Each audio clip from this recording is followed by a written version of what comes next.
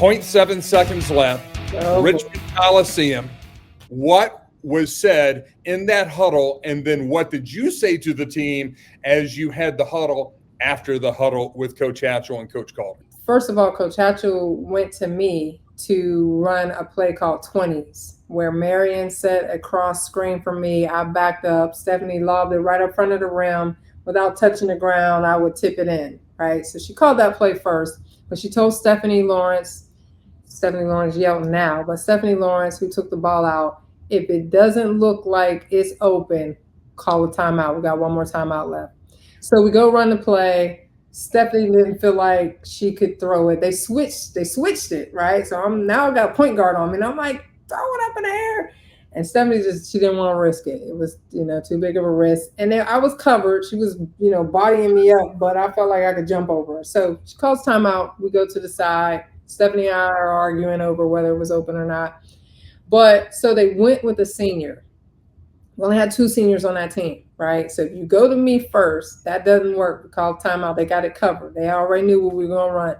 They're now predicting that we're going to go to the next logical person, which is your other senior, Sampson. If you're going to win, if you're going to lose or win, you're going to do it off of your seniors, especially when Sampson have been leading our team all year. She's All-American, right? So that's the next logical choice, right? Well, they're expecting that. So the coaches were in their huddle while we're on the bench, right? So we're waiting for the second time out. And I hear Coach Hatchel saying, no, we're going for the win. Which leads me to believe that the other coaches weren't in favor of this. So she sits down, she just scratches the board, like bump that board. We're going for the win and not the tie. So all we need is 2 points to tie it and send it into overtime. She was just like, no, we're not doing that. We're going to run 30s, but instead of Charlotte, you going to the block, we want you to go out to the 3.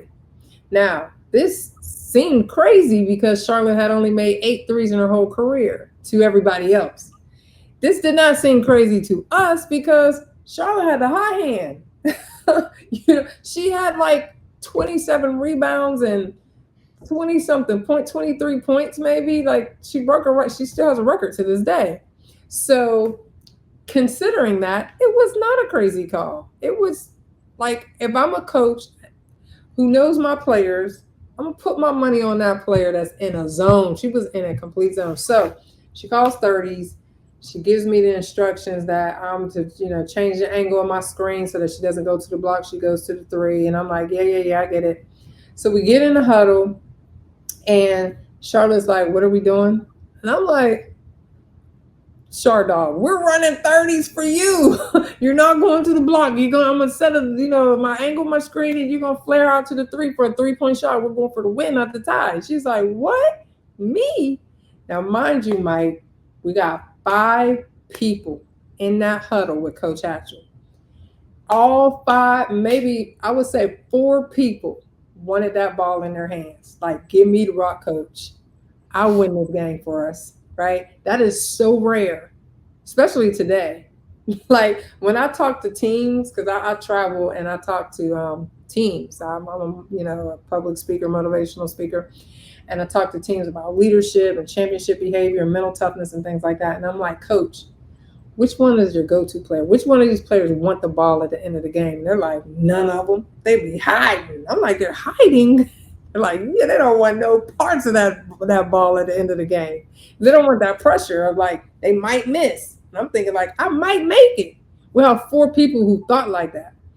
Charlotte was the only one that wasn't thinking her name would be called, but was capable of being a go-to player and taking that shot. And out of all the people, Coach Hatchel called her number. Thank God she did. So once I reminded her what she needed to do, she was nervous. I mean, if you watch the video, she was ready to pee her pants. And we were like, you got it. Bend your knees.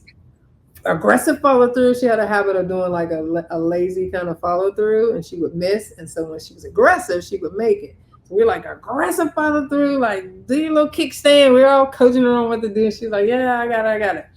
So we run the play. And now I remember that when Coach Hatchel called that play, I was thinking, 30s, coach, because the last time we ran it, the last few times, they switched all screens. Like they knew what we were doing. They had us scouted, and we only had 3 or 4 out of bounds plays, right?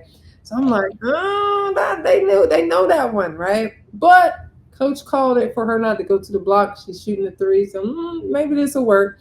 So I'm thinking, okay, if they're switching all screens, I'm not going to go up to set the screen like coach is saying. I'm going to screen my own man because they taught us that. Coach Calder and Coach Hatchel, we watched film earlier that year, and they said, now, if they're switching all screens, Sylvia, what could you do? Screen your own man.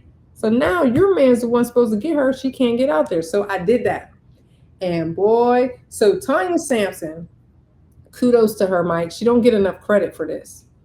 Tanya, if you watch the play, she cuts hard towards the ball as if she's going to get it. And she drew like 2 or 3 people with her because she's the next logical choice. She's the other senior. They're thinking, okay, coach called Crawley's play. That didn't work. Now she's going to Sampson. So we got to cover her because this girl, even with 1 or 2 people on her, she still could score. So she drew a lot of people with her, even though she knew the play was not for her. Now, normally, if you know the play is not for you, you're just going to be like, you're not going to cut hard like you would if you get the ball. She cut extremely hard. She was a decoy. People went with her. I screamed my own man. Stephanie made an incredible pass to Charlotte. To this day, I don't know how she did it. And Charlotte did her little kickstand step. And if you see a picture of the shot, it's almost like she broke her wrist. I don't think a human wrist could get down farther than she flicked. When I saw her wrist do that, Mike, I couldn't hear anything in the stands. This was a packed, sold out game. You were there. It was thousands of people. I couldn't hear. You could hear, in my mind, you could hear a pin drop. I couldn't hear not one fan.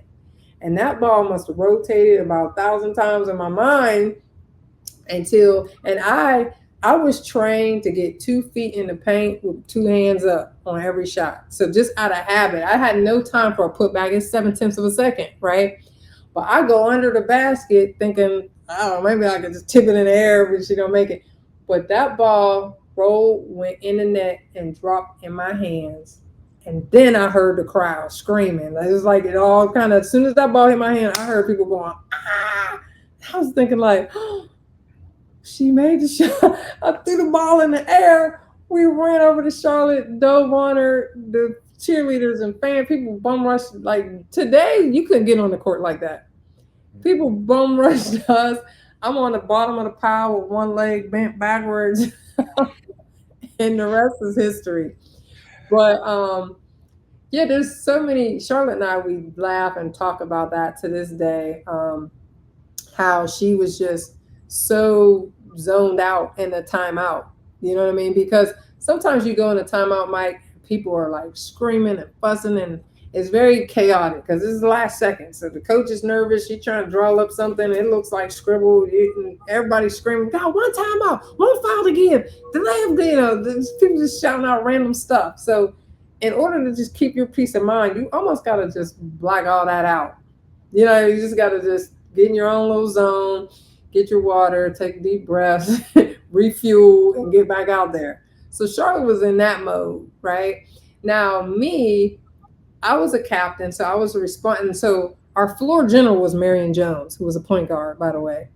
So it's hard to lead 5 headstrong women, 4 other headstrong women, who are all older than you, who all know the system better than you, who are better communicators and more outspoken than you. And higher basketball IQ because she was still a track athlete and a college freshman. Yeah. So she had a difficult task. So that year, she was my little sister. We have a big sister, little sister within our program, right? So I was helping her that year. Like I helped her. I would take the ball out of bounds and be like, run easy to Charlotte's side. She got the hot hand. Run this to Sampson's side. Run this play Coach from on the floor. Yeah. So and then I would pass it to her, and I'd run down the floor and announce what play we're gonna run, right? So I was a center who was acting as a point guard at that time, and that helped with my IQ because there's certain things that point guards learn that the centers never learn, like 2-for-1s and different things like that. The centers never know that. Point guards know if there's 40 seconds or on the clock before the half or before the game is over, you want to get 2 possessions to their 1, 2-for-1. That's the terminology that they never say to centers. So as a head coach later, I knew a lot of things that most center coaches don't know, former centers. But so anyways, I was responsible for listening in the huddles and making sure that everybody was in their spots. When we got on the floor, I'm like, Samson, you got to set the diagonal screen. I had to make sure everybody knew what they were supposed to be doing, especially if we had subs come in. You're guard Coop, you're guarding her. I got her, you got her. So I was the mother hen. So thank God I was paying attention, because I did have my moments where I had to zone out in the timeouts if it was too chaotic. But I had to like keep one ear to the ground and hear what was going on so I could give instructions. So I was in that mode, and I was able to kind of help Charlotte out, and the rest is history. I mean, it was a beautiful shot. It couldn't have happened to a better person because she's so humble. So all the media attention that she got, all the attention that she got afterwards in terms of scouting reports and all that kind of stuff, just made her a better player after that. You know, North Carolina wasn't able to win the championship the following year, but they went through some stuff that made them super, super tough, where her and Stephanie Lawrence were able to go pro, you know, after their senior years. So what a great experience. Like the biggest thing, and I'll end with this, Mike, because I'm a communications major, so I can go on and on for days. That's what you've always loved about me. But the biggest thing that I learned, and that was 7/10 of a second left on the clock.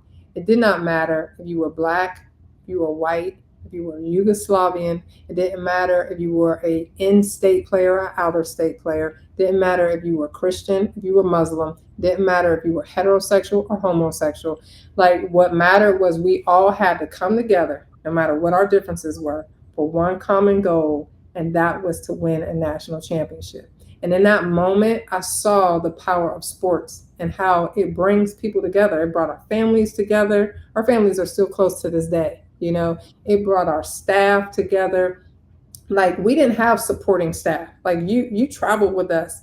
You did our radio broadcasting and stuff like that, but we considered you a part of our family. Edgar was our videographer, but he was a part of the team. Our practice players were just as much responsible for us winning a national championship as anybody else. And the former players, the giants of the shoulders of the giants that we were standing on, the Emily and the Leannes and the Dawn Bradleys and the Kelly Chastains and the Kim Odins and the Tony Montgomerys, you know what I mean? Like, those players were all part of the whole puzzle that we all put together in the end to win that national championship. And so that's what that 7/10 of, like, it was just a small moment in time, but what a powerful lesson that will travel with me through the rest of my life. It was a blessing. April 3rd, 1994, and the immediate aftermath of that game. Now, you put on your coach hat now.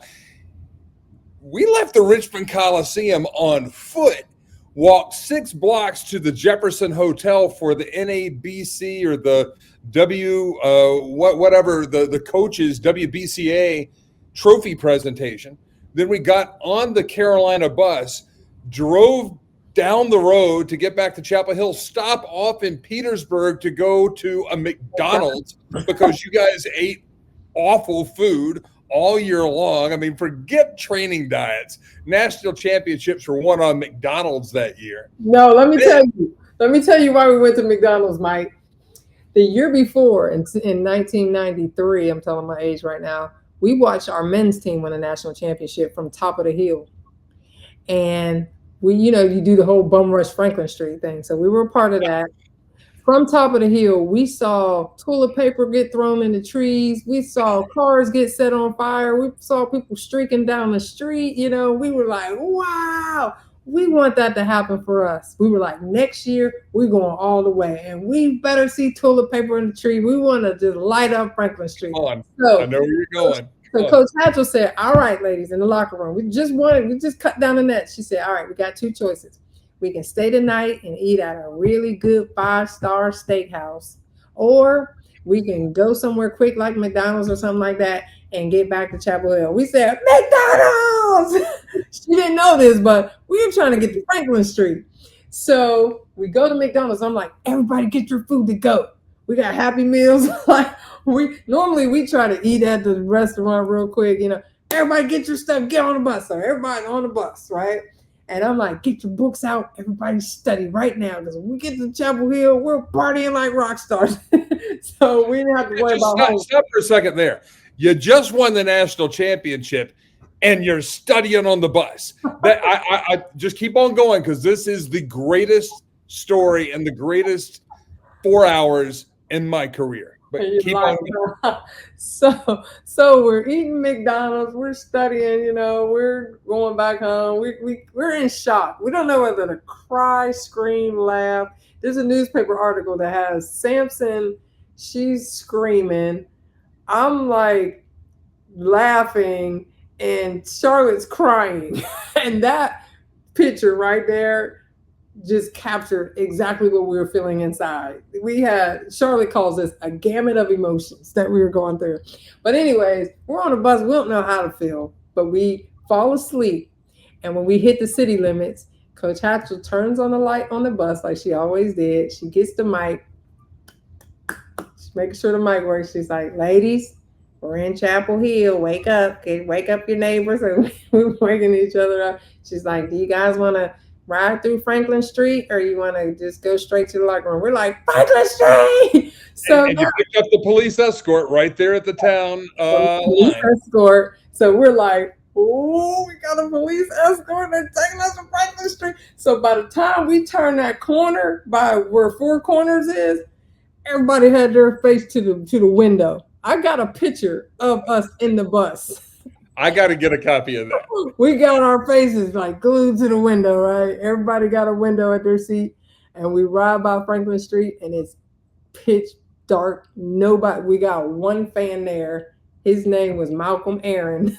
And one roll of toilet paper. Because it was Coop says we got one roll of toilet paper up there. Well, Malcolm probably threw that one roll of toilet paper, and he's like this. Lady Charles. I invited him to the 25th anniversary. I was like, we gotta find this guy and bring him out. So we're like heartbroken. We just played the hardest bracket of our lives where we got cheated into a second seed and we're top 4 team in the nation. We got respect shirts on our t-shirts, like we've been disrespected, and we want to come home to our own people in Chapel Hill, and we got one fan. No, where's the streakers running down the street butt naked? Where's the cars turned over? Where's the police blocking off the streets? Like, where is that? No, nothing. So we sit back in our seats, we turn the corner, we go to Carmichael, and no, you're at Winston Dorm. They stop, and then you turn left, and then what do you see? We see everybody at Carmichael. They're 6,000 people. Easy. They're waiting there at Carmichael for us. It wasn't at Franklin Street like we in our minds we had drew this all out, but it didn't happen anything the way we drew it out. But oh my goodness, what a shock, what a surprise.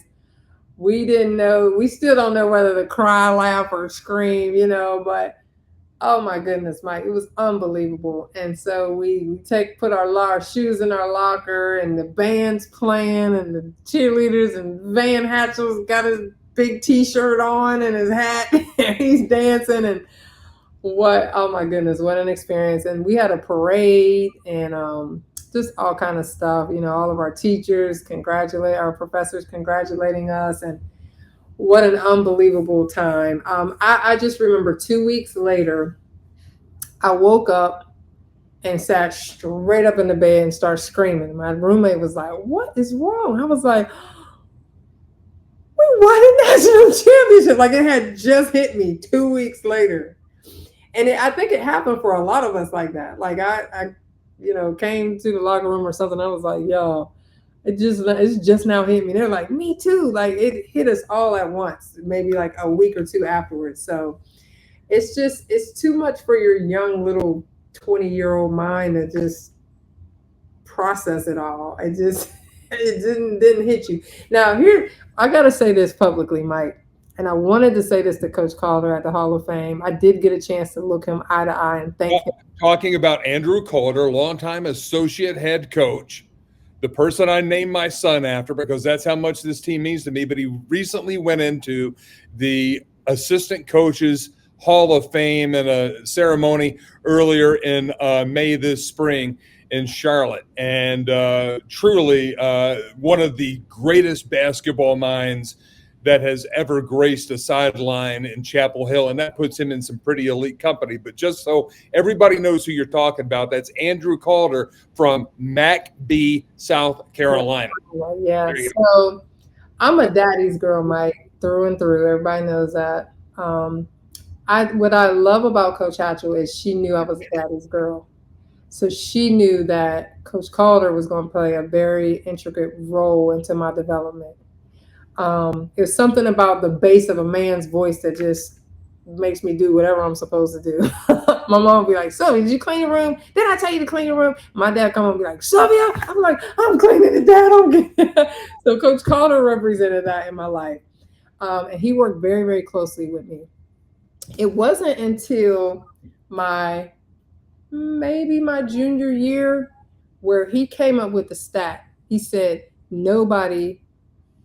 I got to ask him if it was my junior or my senior year. I think it was towards the end of my junior year. He said, nobody has scored with their back to the basket. This was my senior year because I remember Edgar was part of the video. They had watched countless video of me, and they said, nobody has scored with their back to the basket on Sylvia Crawley in like 9 straight games. It was something like that. And so we were watching film, and they said, we're telling her and Charlotte to front. All of our posts have to front the post. If she is fronting the post, Samson, you better have your butt weak side.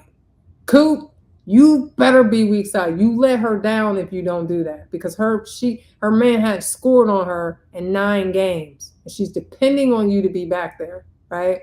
And so then I didn't even know this stat, man. I was like, what? Say what? So now I'm starting to take pride in defense for the first time. I'm starting to block shots with my left hand. He worked with me on being a left-hand shot blocker. With my right hand, I wanted to throw it to the stands and say, get that stuff out of here and talk trash.